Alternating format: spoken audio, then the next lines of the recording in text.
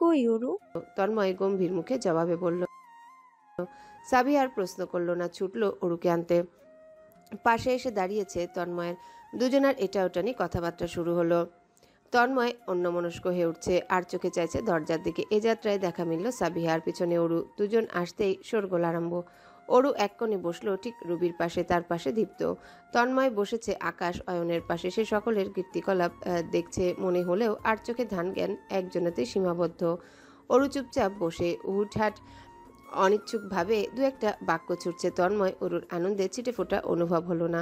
দুজনাই অন্য দেশে বিরাজ করছে। অয়ন মুখে জিজ্ঞাসা করেও নিয়েছে আজ অরুর কি হলো। অরু কোনো মতে হেসে বলেছে শরীর খারাপ। ব্যাস এতটুকুই। রাত 9টা পর্যন্ত গান বাজনা হলো, আরও ঘণ্টাখানেক চলতো। তবে বাধা হলেন মোস্তফা সাহেব। তিনি গম্ভীর মুখে আদেশ ছুড়েছেন এসব থামিয়ে নিচে নামতে। অরু যেন তাই চাচ্ছিল। মোস্তফা সাহেবের সঙ্গেই নেমে গেল চটজলতি। দৃশ্যমান রূপে আধার নামলো তন্ময়ের সুদর্শন মুখমণ্ডল জুড়ে। সাবিহা এ যাত্রায় আর নিশ্চুপ রইতে পারল না। সকলে নিচে নামলেও সে দাঁড়িয়ে থাকলো। অগ্রসর হলো একা দাঁড়িয়ে থাকা বড় ভাইয়ের দিকে। তন্ময় ঘরে পকেটে হাত নিয়েছিল সিগারেট ধরাবে বলে। সাবিহাকে দেখে এসে ভাবনা মস্তিষ্ক হতে বাদ দিল আপাতত। প্রশ্নবোধক চোখে চাইতে সাবিহা দৃঢ় কণ্ঠে জানালো। বড় মামা চাচ্ছিলেন তোমাকে মেয়ের জামাই করতে, মা এক দফাতে মুখের উপর না করতে পারেনি। ঘুরিয়ে পেঁচিয়ে বলেছে তোমার সময় প্রয়োজন, কিন্তু তারা এক প্রকার ভেবেই নিয়েছে বিয়েটা হবে। সে সূত্রে হয়তো ওরকেও বলেছে। তন্ময়ের গা রাগে রিরি করে উঠল। দাঁতে দাঁত চেপে শক্ত করলো চোয়াল। মুঠোবন্দি হলো হাত জোড়া। ফুলে ফেপে উঠল কপালে, নীলছে শিরা উপশিরা। বাড়িঘর ভেঙে ঝলসে দিতে পারলে হয়তো শান্তি মিলত। বুকের ওঠানামার গতি অস্বাভাবিক দ্রুত, শ্বাস প্রশ্বাসও চঞ্চল। সাবিহা বড় ভাইয়ের এরূপ দেখে চুপসে দাঁড়িয়ে রইল। তন্ময় বড় বড় পদচারণে ছাদ থেকে নেমে এলো। সোজা সাপটে এসে দাঁড়ালো লিভিং রুমে। মোস্তফা সাহেব সংবাদ দেখছেন। আমোদে টেলিভিশনে দেখতে থাকা পিতার মুখে বাক্য ছুড়ল। বাগানে এসো, কথা আছে। কথাটুকু শেষ করে হনহনিয়ে বেরিয়ে এলো বাড়ি থেকে। মোস্তফা সাহেব আশ্চর্যের সপ্তম হতে নেমে পিছু চললেন। তার আসতে দেরি, পুত্রের ক্রোধান্বিত কণ্ঠ ভেসে আসতে দেরি হয়নি। এই বিয়ের বিষয় কই থেকে আসলো? এই কেলিবিলে কোন আসমান ভেদ করে নামলো? আমার শান্ত স্ত্রীর জীবনটাকে তছনছ করে তুমি আরাম করে টেলিভিশন দেখছো? আমাকে কেটে টুকরো টুকরো করে টেলিভিশন স্টার্ট করে দেখলে বেশি আনন্দ পেতে না? মোস্তফা সাহেব অবুঝ সাজলেন।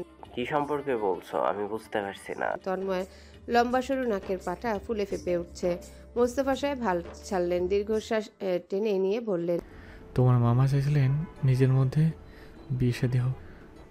তোর মা তাই আমার সাথে আলাপ করেছিল এ বিষয়ে। সে মুখের উপর না করেনি, ভদ্রতা বজায় রাখতে বলেছে। তোর মতামত জেনে জানাবে। তোমার স্ত্রীর ওই সামান্য ভদ্রতা এখন আমার গলায় দড়ি হয়ে দাঁড়িয়ে গেছে। পরিষ্কার কণ্ঠে এই বাড়িতে পাকাপোক্তভাবে জানাও এসব ড্রিমস না দেখতে। তুমি না পারলে বলো, আমি গিয়ে বলি। মোস্তফা সাহেব বোঝানোর স্বরে বললেন। আমি বলবো শোন। তন্ময় শুনল না, বাড়ির ভেতর ঢুকে গেল। হৃদয়টা অশান্ত হয়ে গেছে। মেয়েটা ভীষণ ব্যথিত হয়েছে নিশ্চয়ই।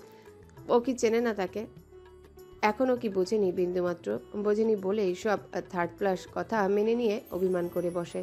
তন্ময় এলো সাবিহার কক্ষের সামনে। দরজায় করাঘাত করতে বেরিয়ে এলো সাবিহা। তন্ময় বলল। মেঘ ডাকছে, বৃষ্টি হবে।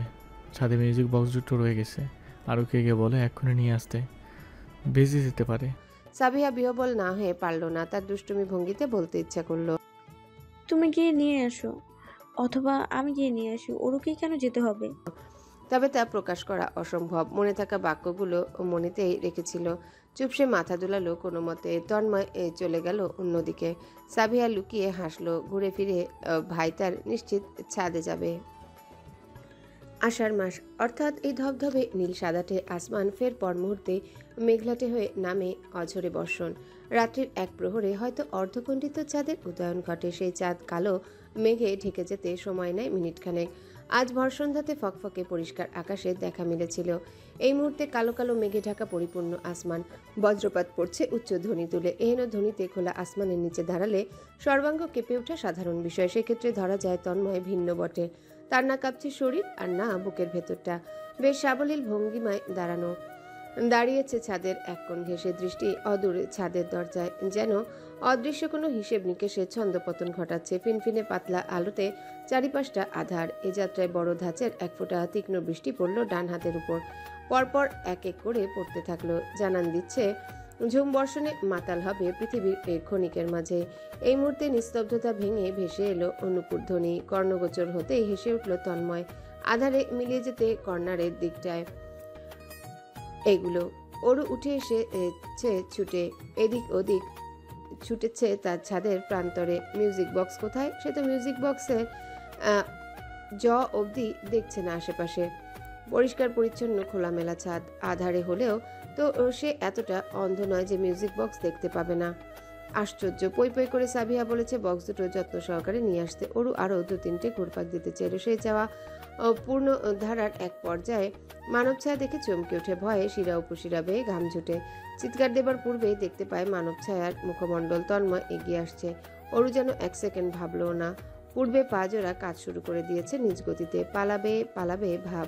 ছুটন্ত অরুকে ধরতে পলকও ফেলতে হয়নি তন্ময়ের। এতটুকুন মেয়ে একটা তন্ময়ের মতো বড় বড় দুটো পায়ের মালিকের সঙ্গে পারার কথা নাকি? অরু ঘাবড়ালো না, পূর্বের ন্যায় লজ্জিত কিংবা চমকালো না।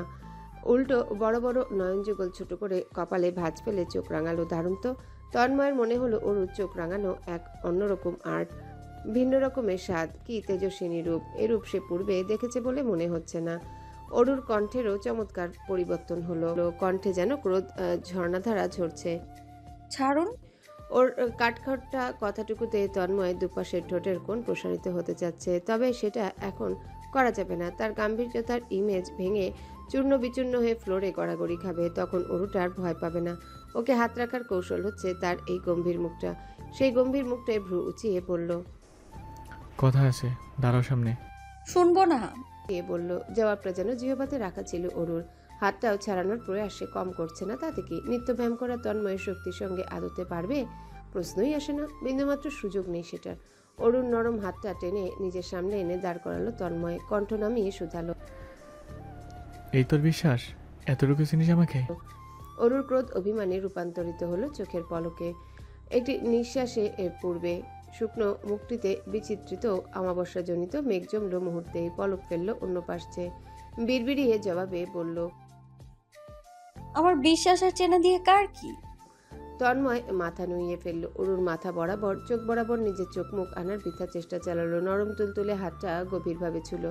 কণ্ঠে নম্রতা এনে প্রশ্নবান ছুড়ল, কিছু নয় তোর? তাহলে এমন আচরণ কেন করছিস? আমাকে অ্যাভয়েড করার রিজন কি দাঁড়িয়েছে? বৃষ্টির মাত্রা বাড়ল। রিমঝিম ধ্বনি তুলে ভিজিয়ে তুলেছে চারিপাশটা। তন্ময়ের টি শার্ট ভিজে অঙ্গ প্রত্যঙ্গে লেপটে। অরুর আরও করুণ অবস্থা। সেদিকে এক প্রকার দৃষ্টি তন্ময় নিচ্ছেই না। একচিত্তে চেয়ে ওই মুখ পানে। চোখের উপরে এসে ভিড় জমানো ছোট ভেজা চুলগুলো তার মুখের নম্রতা, কণ্ঠের নম্রতাকে বহুগুণ বাড়িয়ে তুলল। অরু চোখ তুলে চাইল।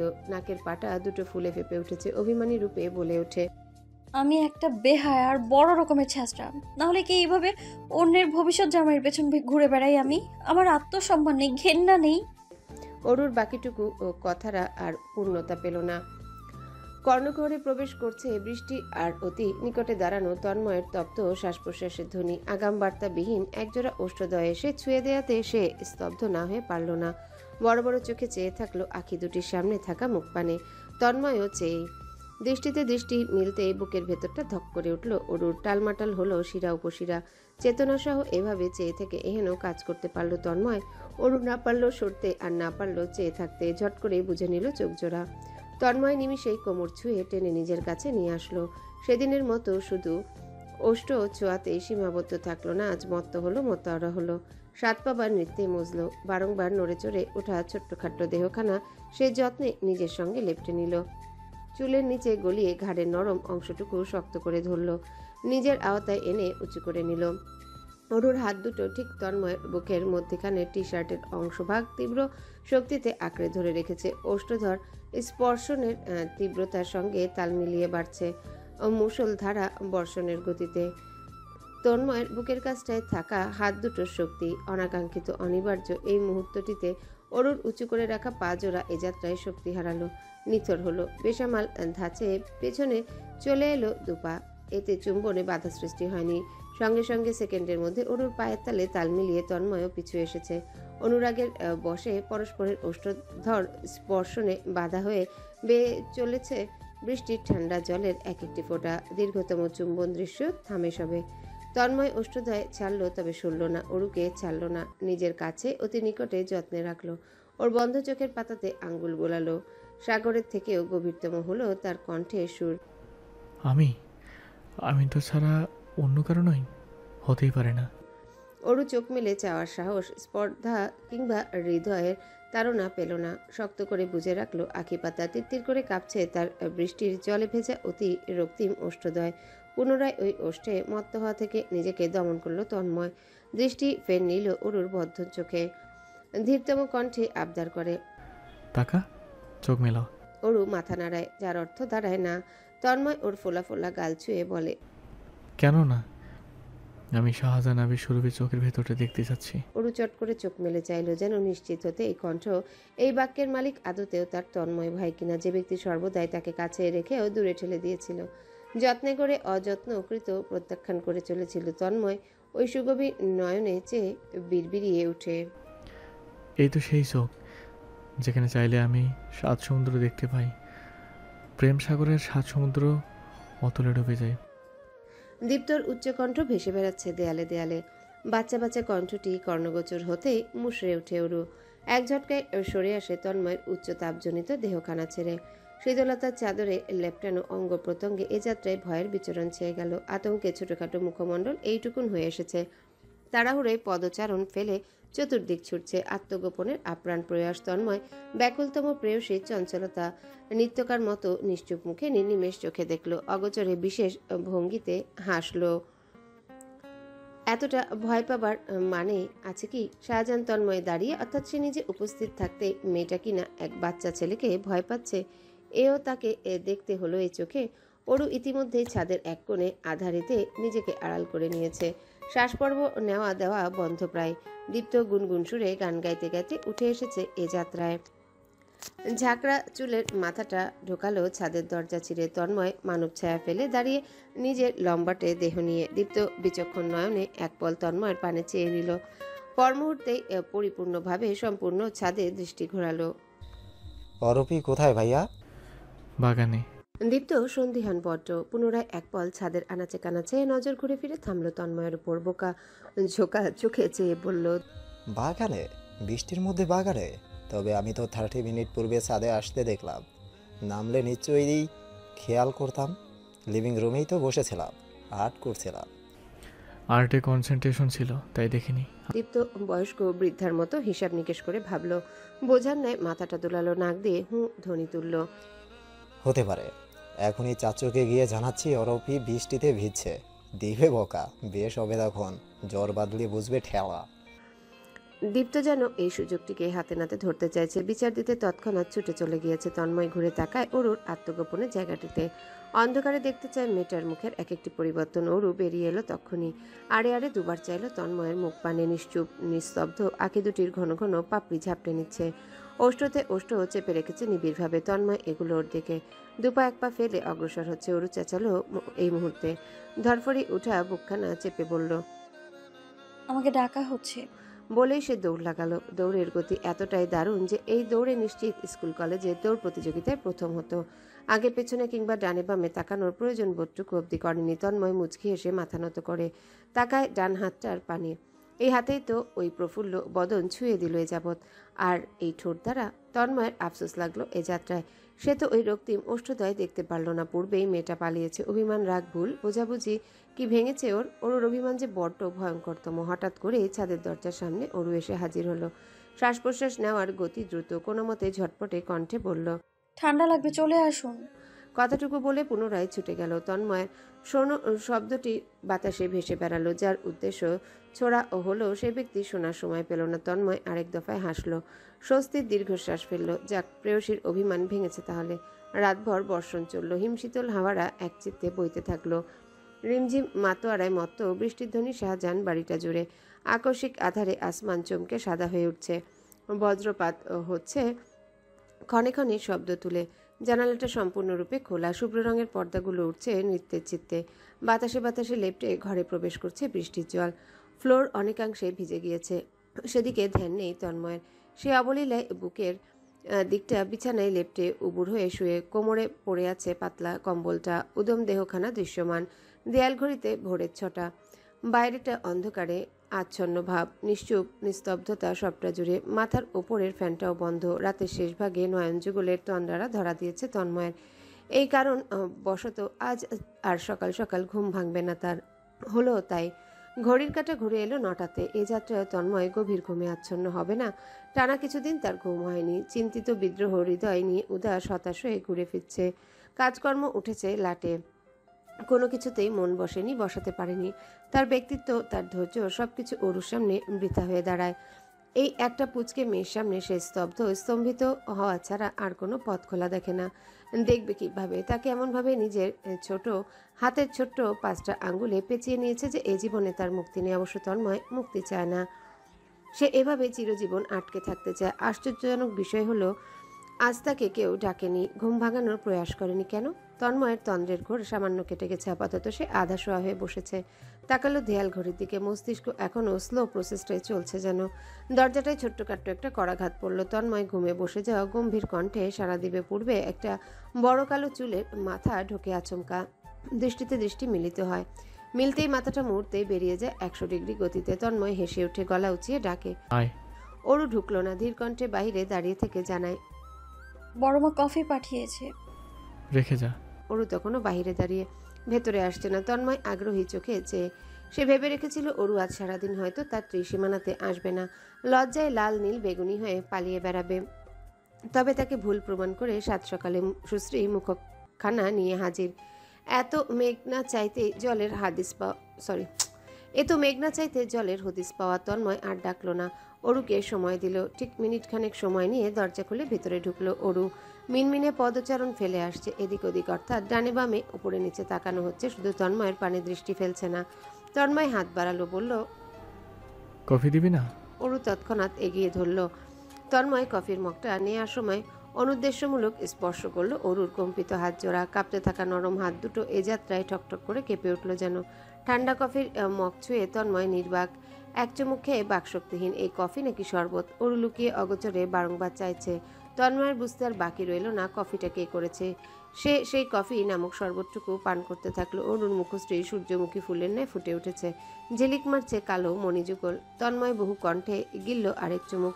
অরুর দিকে তাকালো, শুধালো, কফি নিয়ে লুডো খেলতে বসেছিলি? অরু ফ্যালফ্যাল করে চাইলো। অরু লুডো কিভাবে খেলে কফি নিয়ে? বুঝলি? তাহলে এত ঠান্ডা কেন? জিহবা কামড়ালো, হাত বাড়ালো দ্রুত। আমি গরম করে এনে দিচ্ছি দিন। তন্ময় ফেরত দিল না, পান করতে থাকলো। এক ফাঁকে বলল, এখন থেকে ঠান্ডা কফি খাওয়া শিখি। ভবিষ্যতে তো ঠান্ডা কফি খেতে হবে মনে হচ্ছে। অরু বুঝলো না যেমন। সরু চোখে চেয়ে পরপর মুখের রং বদলালো। বলদটা কি ভাবলো কে জানে। মুখে ওড়নার একাংশ চেপে দৌড়ে বেরিয়ে গেল। তন্ময় দীর্ঘশ্বাস ফেলে কফিটা দেখলো। চোখ মুখ খিচে একটানে গিলে ফেললো। শীতল হয়ে যাওয়া কফিটা খেয়ে তন্ময়ের সর্বাঙ্গ গুলিয়ে ওঠে। দেহের সমস্ত অংশ জুড়ে কুৎসিত শিহরণ বয়ে যায়। লম্বা একটা সময় ধরে থমকে চোখ মুখ বুজে পড়ে রয়। চিনি হয়তো বয়ামে যতটুকু ছিল সবটুকুই কফিতে ঢেলেছে, নালে এতটা মিষ্টি কিভাবে হয়? এই মিষ্টি ধাঁচের কফি খাওয়ার অভিজ্ঞতা তন্ময়ের এই প্রথম। সামনে আরও কত রকমের অভিজ্ঞতা উপভোগ করতে হয় তা এক সৃষ্টিকর্তাই জানেন।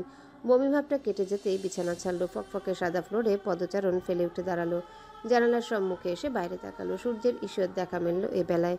সূর্যের দ্যুতি ছড়িয়ে বাগানটা লোভনীয় দৃশ্যে পরিণত হয়েছে। সাত সকালে মন মস্তিষ্ক নিপুণভাবে চমৎকার করতে এই দৃশ্যটুকু নিঃসন্দেহে কার্যকরী। এই বাগানের চেয়ে বাগানের মালিনীর সুশ্রী মুখমণ্ডল অবশ্য আরও দৃঢ়ভাবে কার্যকরী। এ যাত্রায় তার উষ্ণ অনুভূতির ছন্দপতন ঘটাতে সেলফোন ভাইব্রেট হতে লাগলো। বড় বড় ইংরেজি অক্ষরে বন্ধু মাহিনের নাম ভেসে উঠল। সাত সকালে ঠিক কী কারণে তাকে কল দিচ্ছে ভাবার সময় নিল না। কল রিসিভ করে ফোন কানে গুঁজল। ওপাশে মাহিন নিত্যকার হাবভাবপূর্ণ উচ্চকণ্ঠে প্রশ্ন ছুড়ল, কই তুই? তন্ময় নির্বিকার গলায় জানালো, বাসায়। আশ্চর্যের সপ্তমে পৌঁছালো যেন মাহিনের স্বর। বাসায়? তাও আজকে? কারণ কি? তোর প্রেয়সীর মনোমালিন্যতা গলে গেছে? এনো প্রশ্নের সম্মুখে তন্ময় নির্লিপ্ত। তুই কোথায়? তোকে খুঁজতে এসেছিলাম তোর অফিসে।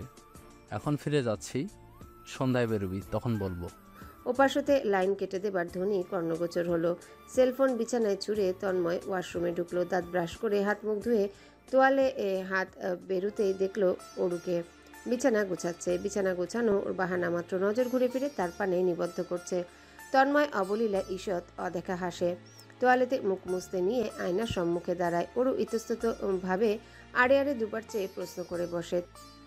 আপনি আজ বাড়িতেই থাকছেন বুঝি? তন্ময় আয়নাতে নজর ফেলে দেখে নিজের অবাধ্যগত বলদটাকে। ভ্রু তুলে শুধায়। চাইবে বুঝবি কেন? ওরু সরু চোখ জোড়া বড় হয়ে এলো। কেন চাইবো না? তন্ময় উদাস সবার ভান ধরল। চাইবে বুঝি কেন? কথার মারপ্যাচ খেয়ে ওরু থমকালো, বিমূঢ় হলো। এলোমেলো নয়নে এদিক ওদিক চাইলো। তোতলানো গলায় বিড়বিড়িয়ে বলল।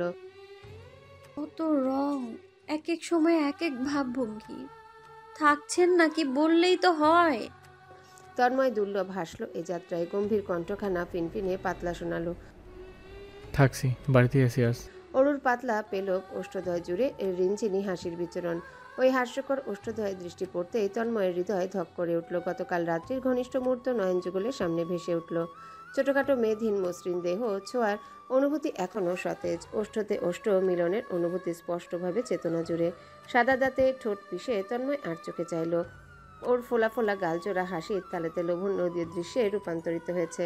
তন্ময়ের ইচ্ছে করলো দূরত্ব ঘুচিয়ে গাল দুটো টেনে ধরতে। এক চিত্তে কিছু চুমু বসাতে পারলে হৃদয় প্রশান্তি অনুভব করতো। তবে ক্ষণিকের প্রশান্তি লোভনীয় হলেও সেই লোভের ডাকে সে সাড়া দিবে না। অরুটা ভীষণ ছোট। এসব কুকর্মিত কাজকর্ম মেয়েটার অষ্টাদশী হৃদয়ে তুফান বইয়ে দিবে। তারপর পড়াশোনা যাবে গাঙ্গে ভেসে। দেখা যাবে তাকেও ভয় টয় পাবে না, কথাবার্তা শুনবে না। এই যুবতী মেয়েদের আন্ডার কন্ট্রোলে রাখা প্রয়োজন। এই বয়সটা সকল ধ্বংসের শুরু। সে বিমর্ষ গলায় প্রশ্ন করল। কলেজে যাসনি কেন? অরু চুপসে গেল। ভেবেচিন্তে জবাবে বলল। আপনিও তো অফিসে যাননি। তাহলে তো হাওয়া উচিত ছিল। অরু চেঁচিয়ে উঠল। না, একদমই উচিত ছিল না। আমি আজ ছুটি নিয়েছি। মাথা ব্যথার জন্য চাচু নিয়ে দিয়েছে আজকে। বিশ্বাস না হলে চাচুকেই জিজ্ঞেস করুন। তন্ময় কঠোরভাবে তাকানোর প্রয়াস চালালো। রেগুলার ক্লাসে অ্যাটেন্ড করবি, কোনো প্রকার ফাঁকিবাজি চলবে না। অরু মিটিমিটি হেসে মাথা দুলালো, জানালো। আমি আজ গরুর মাংস রান্না করব। তন্ময় ভালো লাগা, ভালোবাসা, স্নেহ, আদর, আকাঙ্ক্ষা, আকুলতা হুড়মুড়িয়ে খোলা জানলা দ্বারা পালালো। আতঙ্কে ধরফড়িয়ে উঠল বুকের ভেতরটা। অবিশ্বাস্য গলায় নিশ্চিত হতে শুধালো। তুই রান্না করবি? তন্ময়ের আতঙ্কিত কণ্ঠ অরুর কর্ণকুহরে প্রবেশ করল না। সে পুনরায় ব্যস্ত ছিল বিছানা গোছাতে। গোছানোর এক ফাঁকে বলল। আমি গরুর মাংস রান্না শিখেছি, আজ দুপুরেই রান্না করব আমি। তন্ময়ের হৃদয়ের মাঝে সূক্ষ্ম ভাঁজ পড়ল। হাত পা পুড়িয়ে ফেলার ধান্দা? অরুর আত্মবিশ্বাসী গলায় জানালো। আমি শিখেছি, রান্না করতে পারবো। এতটুকু বলার পর কণ্ঠ খাদে নামিয়ে বাকিটুকু বলে ফেললো এক নাগাড়ে। আর এমনিতেও ভবিষ্যতের জন্য তো আমার শিখতেই হবে। তন্ময়ের বুঝতে আর বাকি রইল না এই গরুর মাংসের তোড়জোড় কার জন্যে হচ্ছে। নস্টালজিক অনুভূতি হলো তার। পর মুহূর্তে চিন্তিত। অরুর রান্নাঘর বান্নার করুণ অবস্থা। ঠিকঠাক রান্না করলেই হয়, নাহলে আজ তার প্রিয় খাবার অপ্রিয়র তালিকায় যুক্ত হবে। প্রেয়সীর উত্তেজনায় ঘি ঢালতে তন্ময় কোনো রকমে বলল। All the best. আত্মবিশ্বাসের সঙ্গে অরু গদগদ ভঙ্গিতে মাথা ধোলালো। ছোট করে খেতে আসুন বলেই প্রফুল্ল বদনে বেরিয়ে গেল। তন্ময় দীর্ঘশ্বাস ফেলল। কফি খেয়ে পেট গুলিয়েছে। গরুর মাংস খেয়ে পেট ঝলসে না গেলেই আলহামদুলিল্লাহ। সকালে নাস্তা করতে তন্ময় রুম ছেড়ে বেরোলো। সিঁড়ি বেয়ে নামতে নিয়ে দেখলো লিভিং রুম জুড়ে নিস্তব্ধতা, শূন্যতা। মোস্তফা সাহেব, আনোয়ার সাহেব অফিসে চলে গিয়েছেন। দীপ্ত স্কুলে, সাবিহা, রুবি এ সময় ইউনিভার্সিটিতে। আকাশ ইদানিং ওহি সাহেবের সঙ্গে কাজে বেরোয়, তাই এ বাড়ি ঘর এই সময়টাতে ফাঁকা থাকে। তন্ময় সোজা ডাইনিংয়ে চলে এলো। জাবেদা বেগম ছেলেকে দেখতে পেয়ে গলা তুলে শুধালেন। কি দেবো খেতে? ঘি দিয়ে পরোটা আছে বানানো, সাথে 2 রকম ভাজি। যা আছে তাই দাও। মিনিট খানেকের মধ্যে অরু প্লেট হাতে হাজির। দুটো প্লেট দেখে ভ্রু তুলে তন্ময় প্রশ্ন করল। ব্রেকফাস্ট করিস নাই? অদূর হতে জবাব দিলেন সুমিতা বেগম। তোমার চাচু কত করে নাস্তা করতে বললেন, করলো না। এখন বেলা কয়টা? এখন বসবে খেতে। তন্ময় পাশে চেয়ারটা টেনে দিল। অরু ঝটপট টেনে দেওয়া চেয়ারে বসলো। তন্ময়কে পরোটার প্লেটে গিয়ে দিল। নিজে ত্বরান্বিত ভঙ্গিতে খেতে শুরু করলো। ওর খাওয়ার ধরনে বোঝাই যাচ্ছে ক্ষুধার্ত ছিল। তন্ময় 2 আঙ্গুলের সাহায্যে অরুর কপালে টোকা মারল। এত খেতে পেলে সকালে খাসনি কেন? না খেয়ে থাকার মানে কি? আর যেন এমন না দেখি। বোঝা গেছে? অরু পরোটা মুখে পুড়ে মাথা দোলালো, যার অর্থ সে বুঝেছে। ব্যস্ততায় খেতে নিয়ে খাবার তালুতে উঠল। তন্ময় চটজলদি 1 গ্লাস পানি এগিয়ে দিল। পানিটুকু গিলে নিয়ে অরু খানিক খাওয়ার গতি কমালো। আর চোখে চাইল পরিপাটি তন্ময়ের দিকে। জবেদা বেগম এলেন, তন্ময়ের উদ্দেশ্যে বললেন, বাবা তুই বাসাতেই তো আছিস তাই না? তন্ময় খেতে নিয়ে জবাব দেয়, কোনো দরকার ছিল? হ্যাঁ রে, একটু বাজারে যেতি, কিছু তাজা সবজি লাগবে। যে বাড়ি থেকে এলাম সে বাড়ির বাড়িওয়ালা রাহানুমা আপাকে দাওয়াত করেছিলাম, মেয়েটা নিয়ে আজ আসবে জানিয়েছে। ভালো মন্দ রান্নাবান্না তো করতে হয়। অরু খাওয়ার এক ফাঁকে প্রশ্ন ছুড়ল, ওনার মেয়ে আছে বুঝি? কে এসে? রেবেকা সাবিয়ার সাথেই তো পড়তো, চিনিস না? এখন চিনলাম। তন্ময় বলল। লিস্ট করে দাও কি কি প্রয়োজন। জবেদা বেগম দ্রুত পায়ে ছুটে গেলেন লিস্ট করতে। অরু এই ফাঁকে সুকৌশলে বলল, আমিও যাব। তুই যে কি করবি, যাওয়া লাগবে না। পরোটার শেষটুকু মুখে ঢুকিয়ে অরু উঠে দাঁড়ালো। আমি রেডি হয়ে আসছি। 20 মিনিটের পথ অতিক্রম করলে দুটো মল আছে। তন্ময় সেখানেই চলে যেত বাজার সদাইয়ের জন্য। তবে জবেদা বেগম পূর্বেই ছেলের হাবভাবের সঙ্গে পরিচিত বলে দৃঢ়ভাবে বলে দিয়েছেন এলাকার বাজার হতে তাজা শাকসবজিগুলো নিয়ে আসতে। তাদের এলাকার বাজার আবার বেশি দূরে নয়, 10-15 মিনিটের রাস্তা কেবলমাত্র। এ সময় বাজারে তরতাজা শাকসবজি উঠেছে। অগাত্য বাধ্য পুত্রের ন্যায় তন্ময় বাজারের উদ্দেশ্যে বেরোলো। অরু তার পাশে শান্তশিষ্ট পদচারণ চালিয়ে হাঁটছে। ছোটখাটো উচ্চতার সে তন্ময়ের কাঁধে সামান্য নিচে পড়েছে। সূর্যের তাপমাত্রা তখন ক্ষীণ, নরম বাতাস বয়ে চলেছে, আবহাওয়া চমৎকার। দুজনের হাঁটার গতি সাধারণ কোমল। নিপুণভাবে হেঁটে যাবার তালের এক ফাঁকে অরু খেয়াল রাখছে তন্ময়। সুকৌশলে অরুকে সুরক্ষিত পাশটায় হাঁটতে দিয়ে সে হয়েছে দৃঢ়দেয়াল। পথে সুপরিচিত অনেকের সঙ্গে দেখা হচ্ছে। তন্ময় ভদ্রতার খাতিরে থেমে থেকে দু বাক্যের আলাপ জুড়েছে। অরু চুপচাপ পাশেই দাঁড়িয়ে থাকছে সেই সময়টুকু। তন্ময় বাদে ও আর কোনো প্রকার কোনো কিছুতেই মাথা ব্যথা নেই। মেয়েটার এহেন উদাসীনতা উপলব্ধি করে সে অগোচরে ঈষৎ হাসল। এ সময় বাজারে কিঞ্চিত ভিড়ের হইচয়ের দেখা মিলল। তন্ময় পকেট থেকে লিস্টের কাগজ বের করলো, চারিপাশে বিচক্ষণতার দৃষ্টি ফেলে তাকালো। অরুর তুলতুলে নরম ডান হাতটা নিজের হাতের মুঠোয় নিয়ে নিল। এগুতে এগুতে সতর্ক করলো, পাশে পাশে থাক। অরুর অষ্টাদশী হৃদয়ে তখন উষ্ণ পরশের তীক্ষ্ণ অনুভূতি বিরাজ। সে কোনো মতে দুবার মাথা নাড়ালো, এক চিত্তে চেয়ে রইল পুরুষালী হাতের মুঠোতে থাকা তার ছোটখাটো হাতখানার পানে। দুটো একত্রিত হওয়া হাতজোড়া দৃশ্যটুকু নির্নিমেষ উপভোগ করলো। তন্ময় তখন ব্যস্ত কেনাকাটাতে। গুনে গুনে 20 মিনিট বাজারে চলে গেল। তালিকায় থাকা শাকসবজি নেওয়া হতে একটা রিক্সা থামালো। অরু উঠে বসতে তন্ময় পাশে উঠে বসলো, দু হাতে তার সবজির ব্যাগ। তন্ময় এ যাত্রায় উপলব্ধি করলো অরু উসকুস করছে, আড়ে আড়ে চেয়েই চলেছে। এবারে ভ্রু তুলে দৃষ্টিতে দৃষ্টি মেলাতে অরু চোরের মতো এলোমেলো দৃষ্টিতে এদিক ওদিক তাকাতে লাগলো। তন্ময় নিবিড়ভাবে ওর সুশ্রী মুখমণ্ডল দেখে শুধালো, কিছু হয়েছে? অরু অকপটে জবাবে মাথা নাড়ালো, যার অর্থ বোঝালো কিছুই হয়নি। মুখে সে কুলু পেটে থাকলো। তন্ময় জিজ্ঞাসু দৃষ্টিতে তখনও চেয়ে, যেন দৃষ্টিতেই বলছে দ্রুত বল কি হয়েছে। অরু আর চোখে চেয়ে এ যাত্রায় মুখ খুলল, কিছু হয়নি, আমি শুধু দেখছিলাম। তন্ময় নির্বিকার হাবভাবে বলল, আমাকে নাকি? অরু বিরক্ত গলায় জানালো, আশপাশটা দেখছিলাম। তন্ময়ের কণ্ঠ জুড়ে নির্লিপ্তের ছাপ। ও আচ্ছা, কেমন লাগলো আশপাশটা? সুদর্শন তো? অরুর মেজাজ বুঝি খারাপ হলো, কণ্ঠস্বরে একরোখা তেজি ভাব। দু ধাপে উচ্চ মাত্রায় পৌঁছালো।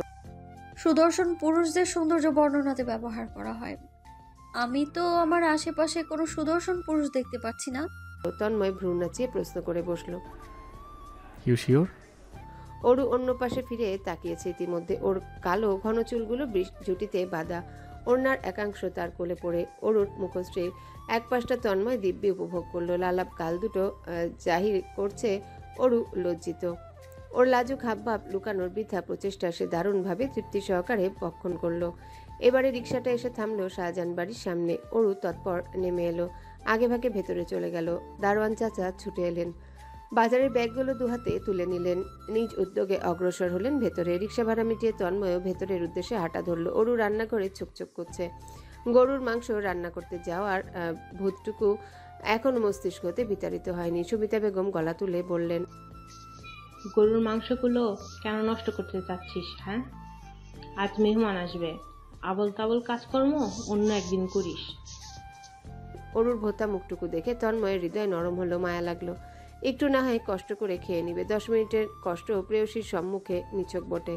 তন্ময় লিভিং রুমের সোফায় বসতে নিয়ে উচ্চকণ্ঠে বলল, ইচ্ছে যেহেতু হয়েছে ওকে রাতে দিন চাষি। সুমিতা বেগম অসহায় অনুভব তোদের আশকারাতেই মেয়ে এমন বাদর হয়েছে। জবেদা বেগম হেসে বলেন, থাম তো, আমাদের মেয়ের রান্না আমরাই খাবো, মেহমানদের জন্য তো রান্না হচ্ছে। এই অরু, আয় বড় মায়ের কাছে, আমি পাশ থেকে এক টুকরো বয়েল করে দিব, ঠিক আছে? মুরগি যেভাবে চাল খায় অরু সেভাবে লাগাতার মাথা দোলালো। ত্বরান্বিত পায়ে এগিয়ে গেল জবেদা বেগমের পাশে, মন প্রাণ লাগিয়ে নিপুণভাবে শিখতে লাগলো গরুর মাংস রান্না। অদূরতে এই দৃশ্য দেখে তন্ময় ভাবলো, খাবারের টেস্ট ভালো না হলেও তার হৃদয় নিশ্চিত আজ প্রশান্তিতে পরিপূর্ণ হবে। দ্বীপ্রাহরিক নামাজের আগ পর্যন্ত রান্নাঘর জুড়ে রান্নাবান্না চলল। তন্ময় নিজ কক্ষে ফিরে এসেছে, ওয়ার্কআউট করে গোসল নিয়ে ফেলেছে। ফিনান্সিয়াল মিসম্যানেজমেন্টের বইটা নিয়ে বারান্দায় বসেছে, মনোযোগ সহকারে সে বইটা পড়ছে। এর মধ্যে তাকে বিরক্ত করতে 2-3 বার দীপ্ত এসেছে। ল্যাপটপ নেবার অজুহাত ধরে সাবিহাও মিনিটখানেক পূর্বে এলো। তৃতীয় জন অর্থাৎ রুবি এলো এখন। তন্ময় তড়িৎ বইটা বন্ধ করলো। গুরুগম্ভীর মুখে গম্ভীর কণ্ঠে ধমকের সুরে শুধালো। কি চাই? রুবি চমকালো, বুঝলো দুজনার দুষ্টুমির অপরাধ তার কাঁধে পড়েছে, অতএব তোতলানো সুরে জানালো, কিছু না ভাইয়া। বলেই সে এক দৌড়ে পালালো। তন্ময় দীর্ঘশ্বাস ফেলে উঠে দাঁড়ালো। বাসায় সবগুলো বাদর ফিরেছে, এখন আর শান্তি মগ্নতায় বই পড়া সম্ভব নয়। বইটা সেলফে রেখে পিছু ফিরতে অরুর আদুরে মুখশ্রীর দর্শন হলো। তন্ময় ভ্রু তুলে বলল, আপনার কি পরিচয়? অরু মুহূর্তে মুখ ভেঙালো, হর্ন নিয়ে বেরিয়ে গেল। চলে যাওয়ার জন্য এসেছিল বুঝি? কপালে 2 আঙ্গুল ঘষে তন্ময় দীর্ঘশ্বাস ফেলল। দেয়াল ঘড়িতে নজর পড়তে দেখলো 2টো বাজলো বলে। সেলফোন হাতে তুলে দেখলো মিসড কল এসে আছে। কল ব্যাক করে কথা বলছিল। ও সময় দীপ্ত দুয়ার হতে চেঁচিয়ে ডাকলো, ভাইয়া, মেহমান এসেছে, বড় মা ডাকছে। ডেকেই উধাও সে। তন্ময়ের হাতে কেলানি খাওয়ার বিন্দুমাত্র ইচ্ছে তার নেই। কথা শেষ করে তন্ময় কক্ষ ছেড়ে বেরোলো। লিভিং রুম হতে ভেসে আসছে আলাপের উচ্চধ্বনি। সিঁড়ি বেয়ে নামতে লিভিং রুমে বসা রাহানুমা বেগম এবং রেবেকার সম্মুখে পড়তে হলো। ভদ্রতাসূচক অনুভূতির প্রকাশ ঘটাতে সালাম জানালো। রেহনুমা বেগমের হেসে দুলে তন্ময়ের সম্বন্ধিত আলাপ শুরু করলেন। রেবেকা উঠে এসে হেসে প্রশ্ন করল। কেমন আছেন? তন্ময় সাবলীলভাবে বলল, ভালো, আপনি? রেবেকা হাস্যোজ্জ্বল মুখে জানালো, আলহামদুলিল্লাহ। আজ অফিস যাননি? তন্ময় নিজ মনে দীর্ঘশ্বাস ফেলে নিজ মনে বিড়বিড়িয়ে উঠল, প্রিয়সীর মন মালিন্যতায় চুমে খেয়েছি, সেই চুমুখে আমি ক্লান্ত, তাই আর অফিস যাইনি। মনে অশ্লীল চিন্তা ভাবনা জাহির করলেও মুখে এসে জেন্টেলম্যান। একদিন ব্রেক নিলাম। অরুর ছায়াও এতক্ষণ আশেপাশে ছিল না। তবে এই যাত্রায় কোথা থেকে যেন উদয় হলো। জাসুসের ন্যায় নাক মুখ কুচকে সামনে এসে দাঁড়িয়েছে। সরু চোখ বারংবার রেবেকার মুখ পানে চাইছে। জবেদা বেগম হেসে আহ্লাদিত ভঙ্গিতে মেহমানদের ডাইনিংয়ে আসতে বললেন।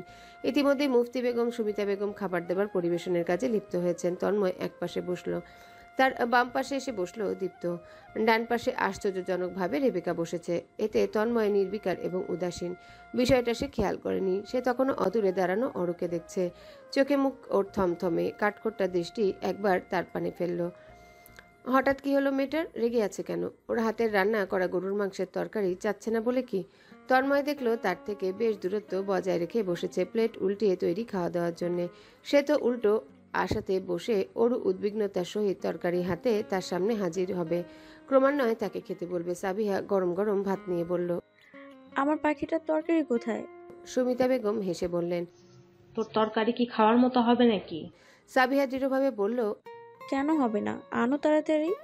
দীপ্ত রুবিও সুরে সুর মেলালো। অগত্যা সুমিতা বেগম অরুর তরকারিটা পরিবেশন করলেন। তন্ময় আগ বাড়িয়ে আলগোছে নিজের পাতে বেশ খানিকটা তরকারি তুলে নিল। তার পাশে বসা রেবেকা হেসে শুধালো, ওরু বুঝি এই প্রথম রেঁধেছে? তাহলে তো আমারও খেয়ে দেখা দরকার। অরু ফিনফিনে পাতলা গলায় বলল, আপনার মুখের টেস্ট নষ্ট হয়ে যাবে আপু।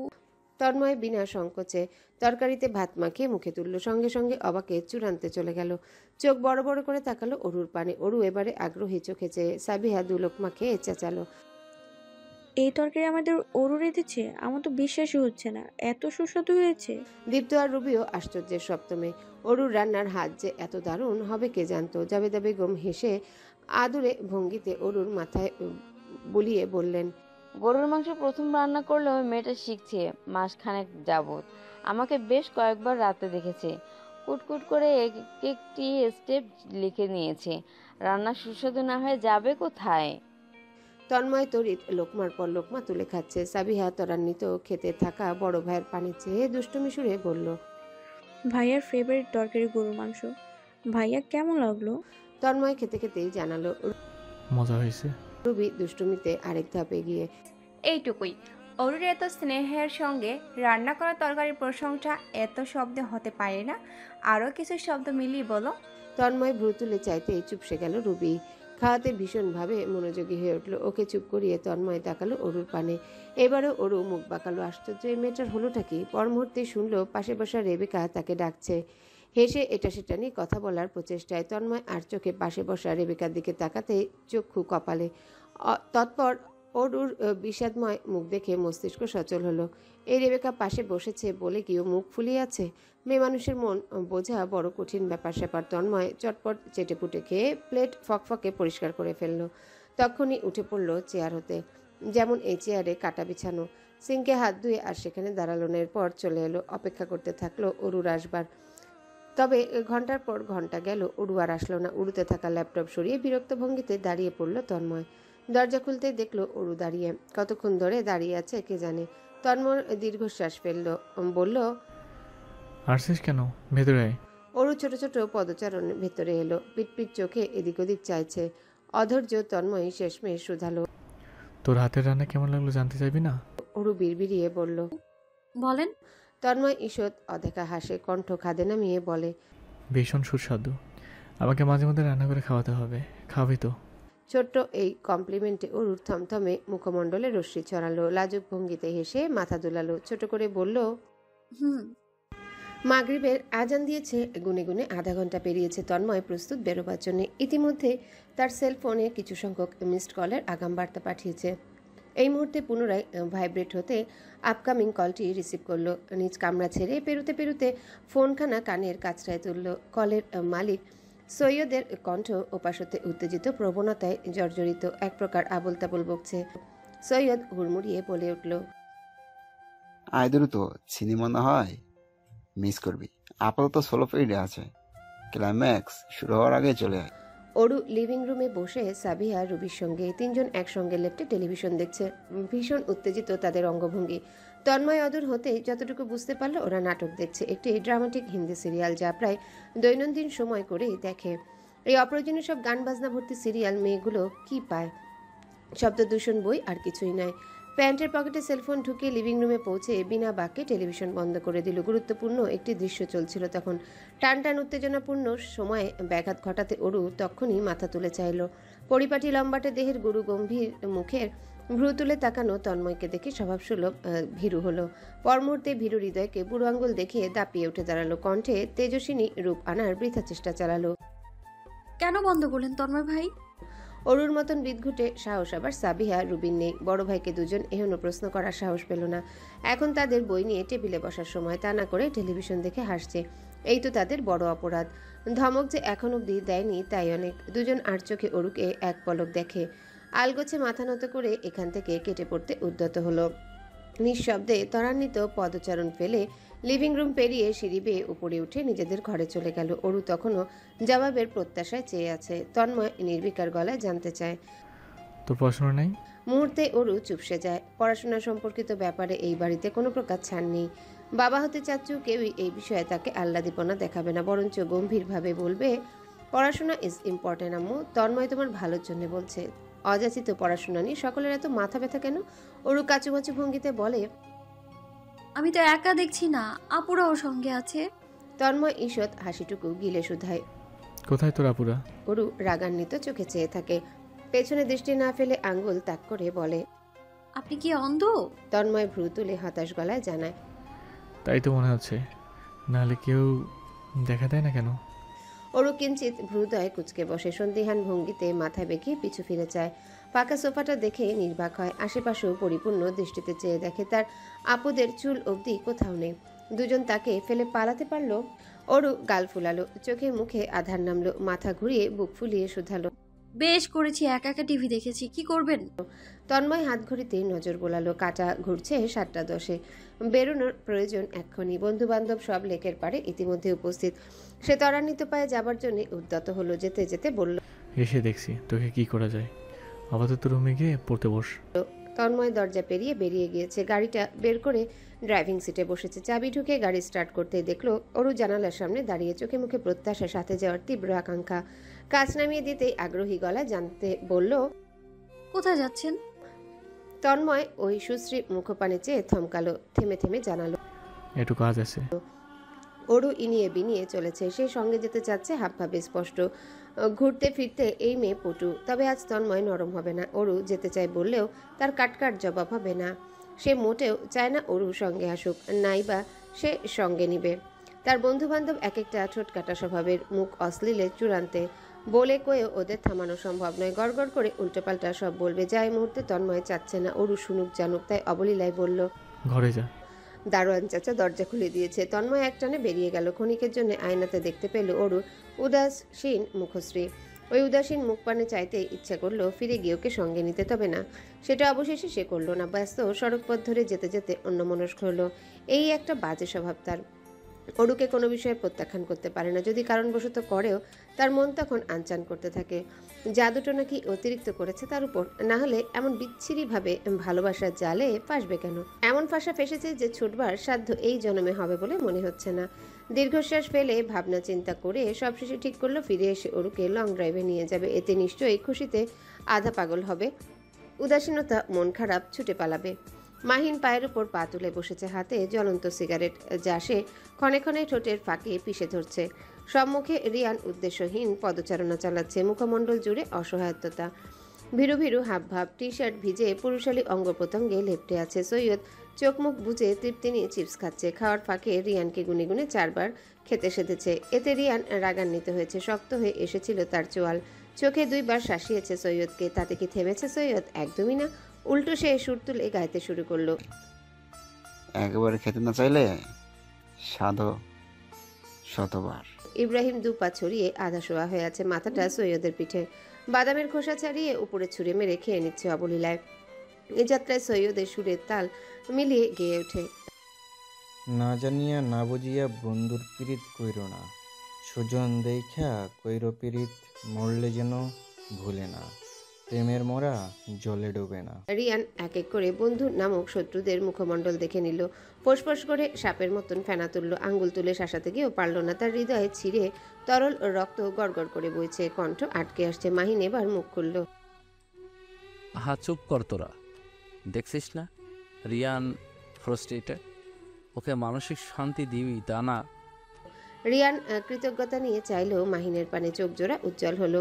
মুখ খুলেছে কিছু বলবে, ওই সময় মাহিন সুর উঠিয়ে গেয়ে ওঠে, বিচ্ছেদ তো লেখাই ছিল, পীড়িতি করে লাভ কি হলো সখা? ও সখা গো, পীড়িত করো না। সৈয়দ আর ইব্রাহিম উচ্চস্বরে হেসে উঠল। হাসির তালে দুজন শুয়ে পড়ল। রিয়ান চোখ মুখ ভোতা করে ফেলল। মাহিন তখনও অদ্ভুত গানটি গেয়ে চলল। তন্ময় উপস্থিত হলো এ যাত্রায়। অদূর হতে তাকে দেখে রিয়ান যেন নিজের প্রাণ পাখি হাতে পেয়েছে। এক দৌড়ে এগিয়ে ধরল তন্ময়ের কাঁধ। ভীষণ মুখেতে কাদো কাদো হাব ভাব তার, আমারে বাঁচা।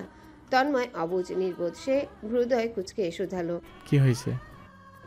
ইব্রাহিম হাসতে হাসতে দাঁড়িয়ে বলল, কি আর হবে, ওর জীবনে ব্রেকআপ ছাড়া আর কিছু কি হবার আছে? তন্ময় নির্বাক, হতভম্ব। আমাকে এতটা তাড়া দিয়ে এই ছোট্ট বিষয়ে ডেকে নিয়ে আসছিস? রিয়ান বড় বড় চোখে চেয়ে বলল, তুই এইভাবে বলতে পারলি? আমার প্রাণের দোষ। এবার কিন্তু খুব সিরিয়াস ব্যাপার স্যাপার। ও শুধু আমাকে ব্লক করেনি, লক করেছে। ওর বাসা চেঞ্জ, ওর নাম্বার চেঞ্জ, ওর কাজেও যাচ্ছে না। আজকে 4টা দিন ধরে আমার হৃদয়ের পেনসেন্সের মতো ছটফট করতেছে। আয়ু বায়ু সব কমে গেছে। মাহিন শরীর কাঁপিয়ে হাসলো। চোখের কোণে জলটুকু মুছে রিয়ানের পানে চেয়ে তন্ময়ের উদ্দেশ্যে বলল, রিয়ান, তন্ময় ওরে জিজ্ঞেস কর ও কি কুকাজ করছে যে ওকে এভাবে অ্যাভয়েড করবে। সুহানি, যুক্তিসঙ্গত কারণ দেখাতে না পারলে ওর প্রেম আমি দিব। তখন বারবার বলছি বন্ধুর সাথে প্রেম করিস না, কিছু একটা হলে পুরো বন্ধুদের গ্রুপটা নষ্ট হবে। কিন্তু না, গাথাটা বলেই গেল ও নাকি পাগলের মতো ভালোবাসে, কখনো কষ্ট দেবে না, এটসেট্রা। নাক ফুলালো, তীর তীর করে কম্পিত ঠোঁট নাড়িয়ে জানালো, আমি কিছু করিনি। আমার কোন আমলের কোন বার এক্স গার্লফ্রেন্ড এসেছে নাকি ওর কাছে, এসে তখনকার বালসাল দেখিয়েছে, এই নিয়ে এমনটা করতে পারে ও আমার সাথে? ওইসব তো পোস্ট, ও তো জানে আমি কেমন। তখন খারাপ ছিলাম, আই অ্যাডমিট, কিন্তু এখন তো আমি ওসবে নেই। ও ছাড়া কোনো নারীতে আমি 2 বার তাকাতে পারি না। সৈয়দ টুক করে একটা মন্তব্য ছুড়ল। 5,000 বার করে নারীদের ফোনে তাকানোর ফলাফল এখন বেরোচ্ছে, ঘোষণা তাদের লুচু। রিয়ান চেঁচালো। সৈয়দ, আমার গনা কিল ইউ শালা। তন্ময় অশান্ত ভঙ্গিতে মাথা নাড়ল, বসতে বসতে বলল, চুপ কর তোরা, থাম এবার। তুই তো রিয়ান থামলো না, কাতর চোখে তন্ময়ের পানে চেয়ে থেকে বলল, প্লিজ কিছু কর, আমার মনে হয় কিছুক্ষণের মধ্যে মারা যাবো। তন্ময় কপাল দুটো আঙ্গুল ঘষে নির্বিকার গলায় জানতে চাইল। তুই তোদের বাড়ি খুঁজছিস? রিয়ান বিমুর মুখে শুধালো, আমাদের বাড়ি। তন্ময় হতাশ। তোর মায়ের সাথে সোহানের ভালো সম্পর্ক, গিয়ে দেখ, আমাদেরই আছে।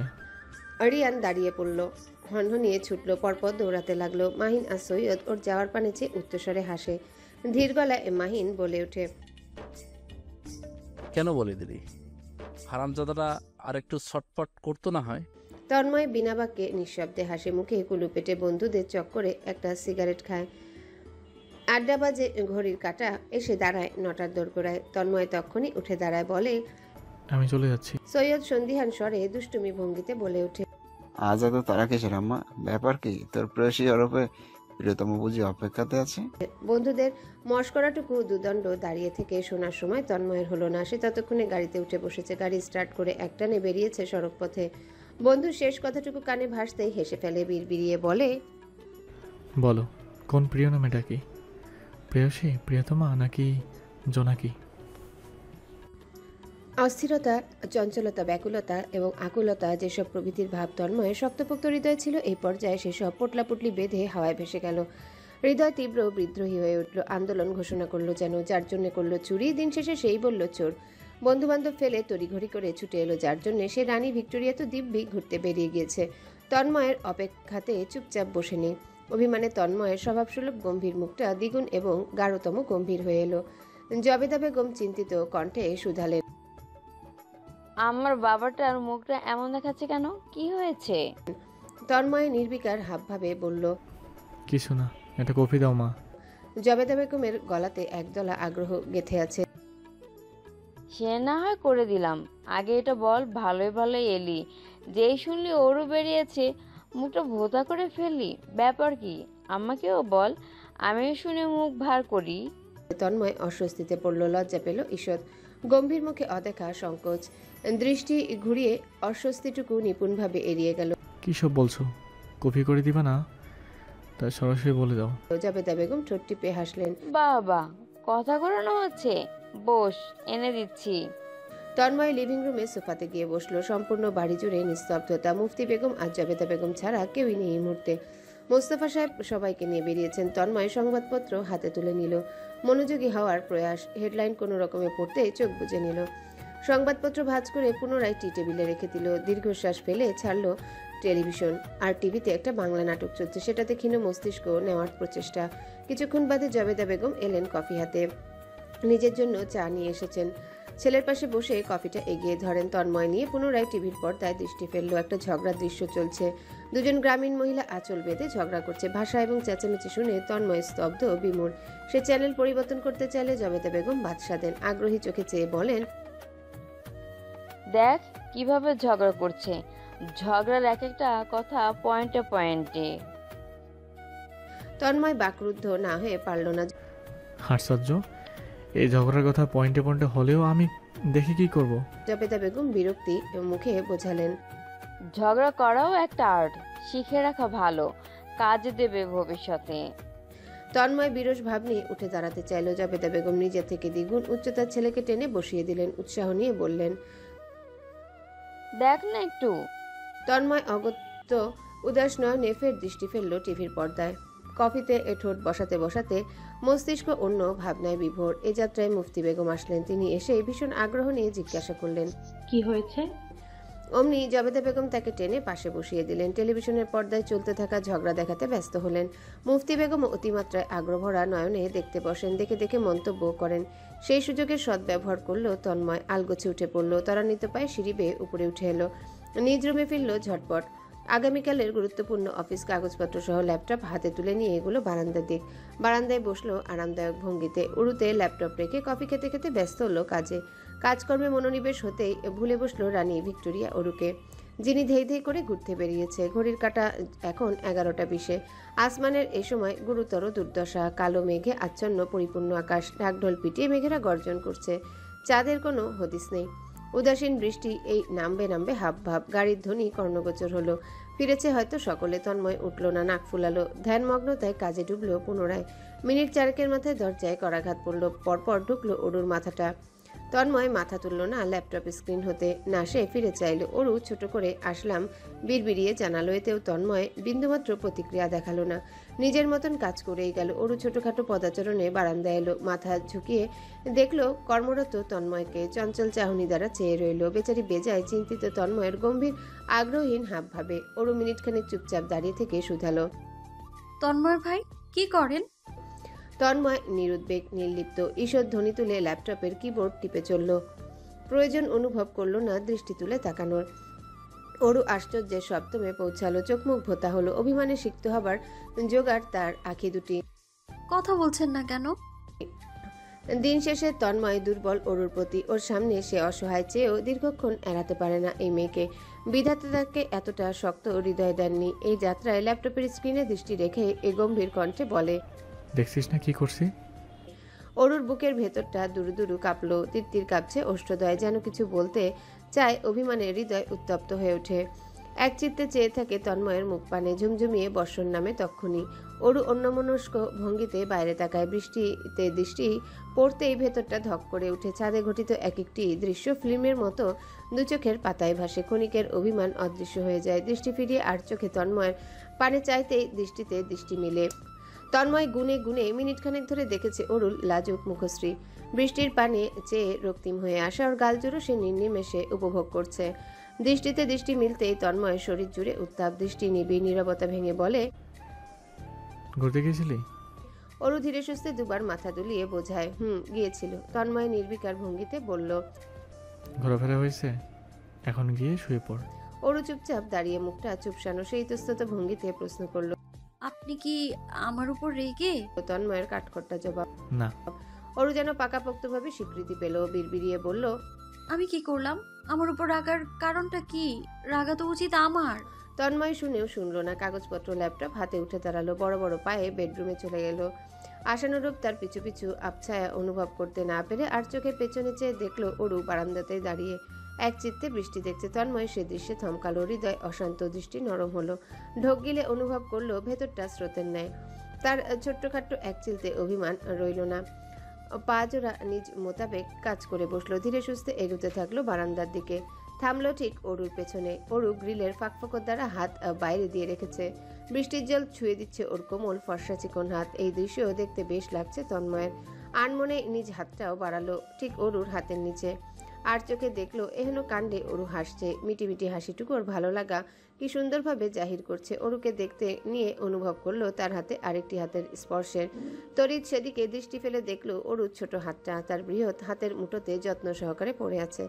মুহূর্তে ঈষৎ হাসি খেলা করলো তার ওষ্ঠদয় জুড়ে। অরু এক চিত্তে বৃষ্টি দেখলেও তার দৃষ্টি বৃষ্টি উপভোগ করা প্রেয়সীতেই নিবদ্ধ হয়ে রইল। বর্ষাকাল পেরুলো ভাদ্র আশ্বিন। চলছে অগ্রহায়ণ মাস, ঋতুর হেমন্তকাল। আজ বুধবার। গত 2 মাস ধরে তন্ময় কাজসূত্রে ব্যস্ত। সকাল 7টায় বেরিয়ে ফিরে রাতের 11টায়, এমনকি মাঝে মধ্যে 12টা 6। আজকাল শুক্রবার ব্যতীত বাসায় থাকা হয় না। কাল আবার কাজসূত্রে বেরোতে হবে চট্টগ্রামের উদ্দেশ্যে। 2 দিন থাকা লাগবে সেখানে। আজই তার ম্যানেজার হোটেল বুকিং দিয়ে রেখেছে। কাল সকাল সকাল রওনা হবে। সেই সূত্র ধরে আজ অফিস হতে তাড়াতাড়ি বেরোনো হয়েছে। তখন ঘড়ির কাঁটা ঘুরছে 7টা। গাড়িটা সবেমাত্র তাদের এলাকায় ঢুকেছিল। ওই সময় কর্ণে প্রবেশ করলো ছোট্টখাট্ট ডাক। গলার স্বর পরিচিত। অয়নের কণ্ঠ চিনতে অসুবিধা হলো না তন্ময়ের। জানালার কাজটা খোলা ছিল কিঞ্চিত। এতেই দেখতে পেল অয়নের অবয়ব। সবেমাত্র 2 গাল জুড়ে দাড়িগো ফোটা শুরু করেছে। বাচ্চা বাচ্চা ভাবটা এখন আর নেই। অয়ন ঝুঁকে হাসি মুখে আবদার ধরে, ভাইয়া এক কাপ চা খাওয়ার সময় হবে? ছেলেটার কণ্ঠেও অগাধ পরিবর্তন এসেছে। তন্ময় এক চিত্তে কিছুক্ষণ অয়নের মুখমণ্ডল দেখে। সেই মুহূর্তে তার দু চোখের পাতায় ভেসে ওঠে বোনের কান্নারত মুখশ্রী। ছোট বোনের কান্নার কারণ তো তার সামনে উপস্থিত এই ছেলেটাই। এর জন্যই তো দিনরাত কেঁদে কেটে বেড়ায়, যন্ত্রণায় প্রায়শই ছটফট করে, যা হুটহাট তার তীক্ষ্ণ নজরে দেখা দেয়। ভাবনা চিন্তার অদেখা হিসেব নিকেশ কষে অবশেষে তন্ময় ঠোঁটে ঠোঁট টিপে থমথমে মুখে মাথা দোলায়। গাড়িটা একপাশে রেখে বেরিয়ে আসে। চা পানের দোকানটা অদূরেই। দুজন ধীরে সুস্থে হেঁটে সেখানে পৌঁছে পাশাপাশি বসে। অয়ন এক ফাঁকে উঠে দাঁড়ায় দুটো চায়ের অর্ডার দিতে। দেবার এক ফাঁকে শুধায়, ভাইয়া সুগার কেমন? তন্ময় শর্টকাট জবাব। Without sugar. চায়ের অর্ডার দিয়ে এসে মাঝে সামান্য দূরত্ব রেখে পুনরায় তন্ময়ের পাশে বসে অয়ন। দু হাতের তালু ক্রমান্বয়ে প্যান্টে ডলতে থাকে, ছোট ছোট ঢোক গিলে। এই কাজকর্মগুলো নার্ভাসনেসের লক্ষণ। তন্ময়ের বুঝতে আর বাকি রয় না এই ছেলেটি কি নিয়ে কথা বলবে, তবে মুখে সে কুলু পেটে থাকে। গুরু গম্ভীর মুখটা দ্বিগুণ রূপে ভারী করে রাখে। সে দেখতে চায় ওর সাহস কত, বুকের পাড়াটা কত বড়। আজ তার পরীক্ষা নেবে সে।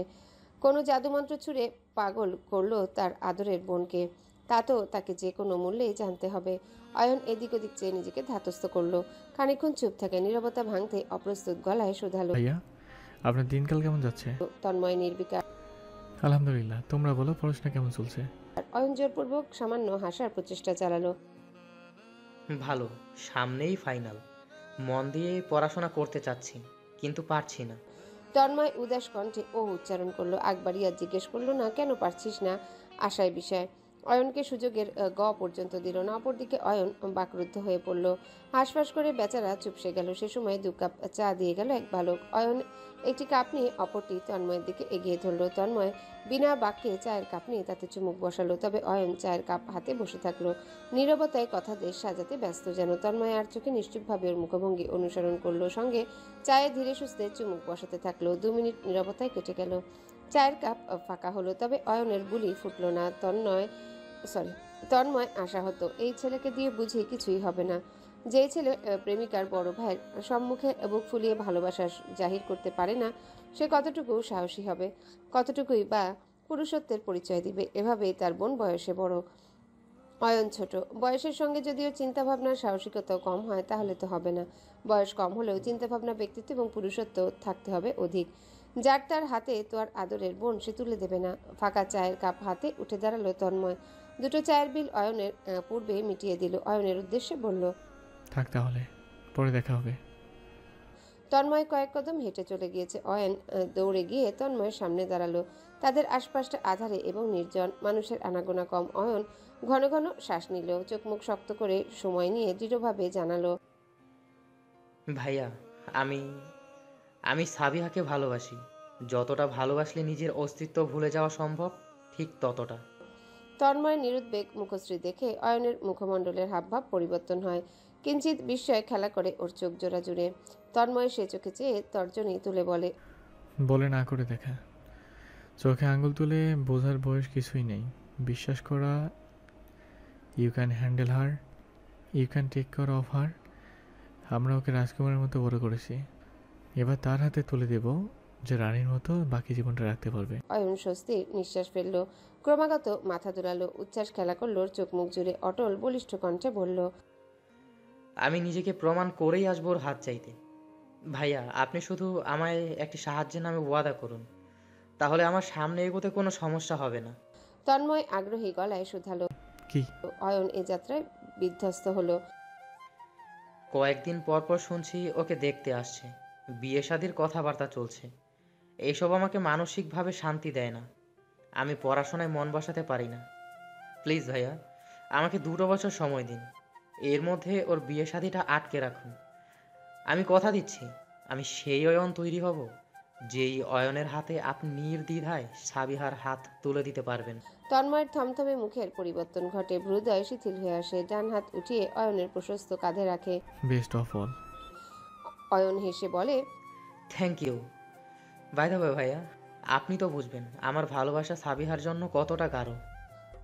তন্ময় আশ্চর্য হয়, চওড়া কণ্ঠে শুধায়, কিভাবে বুঝবো? অয়ন লাজুক ভঙ্গিতে জানায়, এক সত্যিকারের প্রেমিক চেনে আরেক সত্যিকারের প্রেমিককে। এবার তন্ময় আশ্চর্যের সপ্তমে পৌঁছায়। অষ্টদয়ের মধ্যে কিঞ্চিত ফাঁক হয়। সে ভাষা হারিয়ে বসে ক্ষণিকের জন্যে। নিজেকে স্বাভাবিক করে কোনো রকমে প্রশ্ন ছুড়ে কে সত্যিকার প্রেমিক? অয়ন মিটিমিটি হেসে ফেলে। আপনি? ভাইয়া আমি তো জানি আপনি আরুকে ভালোবাসেন। আতপাগলও এক দেখাতেই বলে দিতে পারবে। আপনার চোখ মুখ তীব্র ভালোবাসার বহিঃপ্রকাশ ঘটায়। তন্ময় নিশ্চল নিস্পন্দ, চোখে মুখে লেপ্টে অবিশ্বাস্যতা। তন্ময় স্তব্ধীভূত অবস্থার ফায়দা তুলে অয়ন এই ফাঁকে এক দৌড়ে পালালো। মিনিটের মধ্যেই ওকে আর দূর দূরান্তে দেখা যাচ্ছে না। তন্ময় এক পর্যায়ে ডেকেও ও সাড়া পেল না। অগত্যা চিন্তায় পড়ল ভীষণ। তার গম্ভীর মুখে কি লেখা আসে ওরুকে ভালোবাসে? না হলে এক দেখাতে মানুষ কিভাবে বুঝবে? অয়নই বা কিভাবে বুঝতে পারলো? জটিল সমস্যা। শাহজাহান বাড়ির দোরগোড়ায় পেরিয়ে বাড়ির ভেতর ঢুকতে ঢুকতে ঘড়ির কাঁটা ঘুরছে 8টাতে। তন্ময় গাড়ি পার্কিং করে বেরোতেই সর্বপ্রথম খেয়াল করলো অরুকে দোতলায় দাঁড়িয়ে রয়েছে মুখ ভোতা করে, অর্ধখণ্ডিত ধবধবে সাদা চাঁদ সহস্র নক্ষত্র ঠিক ওর মাথার উপরে। সেই চমৎকার আসমান অবলীলায় দেখছে। নয়ন যুগল জুড়ে নিত্যকারের মুগ্ধতা নেই। উদাস হতাশ ওর হাব ভাব, যেন পৃথিবীতে ও পরিপূর্ণভাবে একাই আছে, ওর কেউ নেই। তন্ময়ের ক্লান্ত মুখ পানে ঈষৎ আবিরের ছটা পড়ল এ যাত। সে স্বেচ্ছায় গাড়ির দরজাটা বিকট ধ্বনি তুলে লাগালো। এতে কাজ হলো বটে। অরু তড়িৎ দৃষ্টি নিচে ফেললো। তন্ময়কে ফিরতে দেখে বাকরুদ্ধ হলো। ক্ষণিক চোখ বড় বড় করে চেয়ে রইল। দৃশ্যমান রূপে তার ভোতা মুখটুকু উচ্ছ্বাসে রূপান্তরিত হয়ে এলো। পর মুহূর্তেই সহাস্য মুখে হাত উঠিয়ে ব্যাকুল গলায় চেঁচিয়ে ডাকলো, তন্ময় ভাই, এই যে আমি উপরে। তন্ময় এমন এক ভাব ধরল যেন অরুকে সে মাত্রই খেয়াল করলো। কিছুক্ষণ আগে ভ্যাবলার মতন ওকে দেখা ব্যক্তিটি সে নয়। প্রেয়সীর অ্যাটেনশন পেতে শব্দ তোলা ব্যক্তিটি একদমই সে নয়। প্রিয়তমার মুখ দেখে ঈষৎ হাসা ব্যক্তিটিও সে নয়। এই যাত্রায় তন্ময় দৃষ্টি তুলে গভীর মুখে মাথা দোলালো। আর চোখে আরও দুবার চাইল। তড়িৎ পদচারণে ভেতরে ঢুকলো। দৈনন্দিনের ন্যায় আজ আর লিভিং রুমে এক মুহূর্তের জন্য দাঁড়ালো না। সোজা সাপটা সিঁড়ি বেয়ে দোতলাতে উঠে এলো। অরু দাঁড়িয়ে হাসোজ্জ্বল মায়াবী মুখখানা নিয়ে, পরনে মসলিনের কামিজ। ওড়নাটা কি সুন্দর ওর চারিপাশে ছড়িয়ে। ওর এই হাসোজ্জ্বল মায়াবী মুখমণ্ডল জাদুর মতো কাজ করলো। টনিকের ন্যায় দূর করলো তার সারাদিনের ক্লান্তি, রাগান্বিত অনুভূতি। হাওয়ায় ভেসে গেল সব রকমের কাজকর্মে চিন্তা ভাবনা। একদলা আবেগ, অপরিসীম ভালোবাসা ব্যতীত কিছুই অবশিষ্ট রইল না হৃদয়ে। অদৃশ্যভাবে নরম হয়ে এলো ভঙ্গিমাযুক্ত তার গম্ভীর মুখ। অরু উড়নচণ্ডী রূপে ছটফটে গলায় শুধালো, আজ থেকে বুঝি 8টায় ফিরবেন, ঠিক আগের মতো? অরুর মুখশ্রী জুড়ে প্রত্যাশা, জলজল করছে আঁকি দুটি। ওই প্রত্যাশা ভর্তি মুখমণ্ডল হতে তন্ময় দৃষ্টি ফিরিয়ে নেয়। ইচ্ছে করছে না প্রত্যাশা ভেঙে সত্যিটা জানাতে। দ্বিধাদ্বন্দ্বে ভোগা তন্ময়ের পূর্বেই বাচ্চা বাচ্চা কণ্ঠটি অদূর হতে বলে ওঠে, তন্ময় ভাইয়া কাল চট্টগ্রাম যাবে, এর জন্যই তো আজ তাড়াতাড়ি ফিরেছে। অরূপী, তুমি দেখি কিছু জানো না?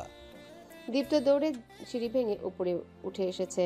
কোকড়া চুলগুলো ওর হাঁটার তালে তাল মিলিয়ে দুলছে। স্বাস্থ্যসম্মত মুখটা হাসির পরশে গোল আলুর ন্যায় হয়ে গেছে। অরু সেদিকে ধ্যান নেই। সে অবাকের চূড়ান্তে কণ্ঠে বিস্ময়। কি?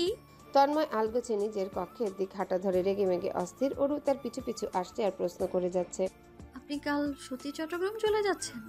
কদিনের জন্য যাচ্ছেন? কেন যাচ্ছেন? তন্ময় চোখ তুলে দীপ্তর পানে চাইতে এই দীপ্ত কি বুঝলো কে জানে। সে হেসে দৌড়ে চলে গেল। আগ্রহ চোখে তাকিয়ে আর ফিরতে তাকাতে দেখা গেল না। অরুর অবশ্য সেদিকে গভীর অভিনিবেশ নেই। সে তখনও একাধারে প্রশ্ন করায় ব্যস্ত। তন্ময় ধৈর্য সহকারে অনিমেষ শুনতে ব্যস্ত। অরুর বয়সটা এমন এক জায়গায় এসে থেমেছে যেখানে সবকিছুতে ওর বড় কৌতূহল। তন্ময়কে নিয়েও ওর কৌতূহলে শেষ থাকে না। আজকাল সাহস হয়েছে বড়। পূর্বে একটু ভয় পেত, এখন ভয়ের ভয়টুকুও পায় না।